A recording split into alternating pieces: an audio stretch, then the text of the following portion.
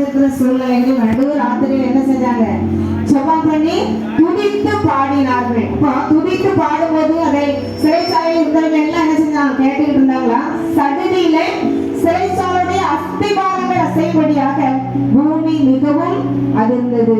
அந்த சிறைச்சாலை கதவுகள் எல்லாம் திறந்தது, கட்டுகள் எல்லாம் கலைஞ்சுன்னு சொல்லி வாசிக்கிறோம். அதே போல இந்த வேளையிலே அவருடைய சமூகத்தில் கடந்து வந்திருக்கிறோம். சரீரங்களில் பிரச்சனை இருக்கலாம், குடும்பங்களிலே பலவித சோதனைகள் போராட்டம் இருக்கலாம்.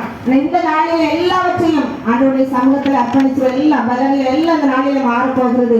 ஆண்டவருடைய கருத்திலே கர்த்தரே உன் பாரத்தை வைத்து விடுன்னு சொன்னதை போல நம்முடைய பாரம், நீ வந்திருக்கிற எந்த பாரமாக எல்லாவற்றையும் ஆண்டவருடைய கருத்துல அர்ப்பணிச்சுட்டு பாடி துதிக்கிற பொழுது நிச்சயமாய் அந்த நாளிலே சிறைச்சாலை அஸ்திபாரங்களை அசைத்த கர்த்தர் நம்முடைய குடும்பங்களிலே என்ன செய்வார்?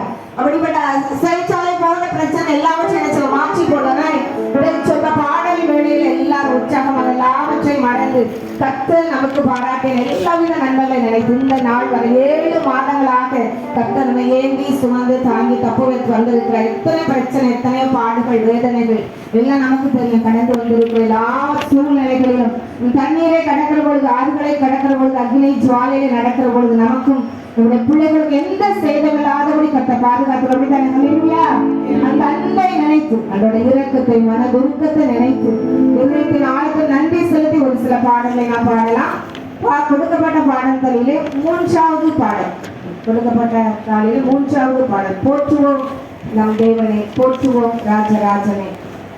அவரே உயர்ந்தவர், அவரே சிறந்தவர், மகிமைக்கு பாத்திரர், மகத்துவமான தேவன். இந்த வார்த்தையினால் உலகத்தை படைத்து நம்மை உருவாக்கி நம்மை சிருஷ்டித்து நம்மை நிலைப்படுத்தி இம்மட்டும் கடைபிடித்து வருகிற தேவனுக்கு நன்றி செலுத்தி இந்த பாடலை நாம் பாடலாம். போற்றுவோம் நம் தேவனை, போற்றுவோம் ராஜராஜனை.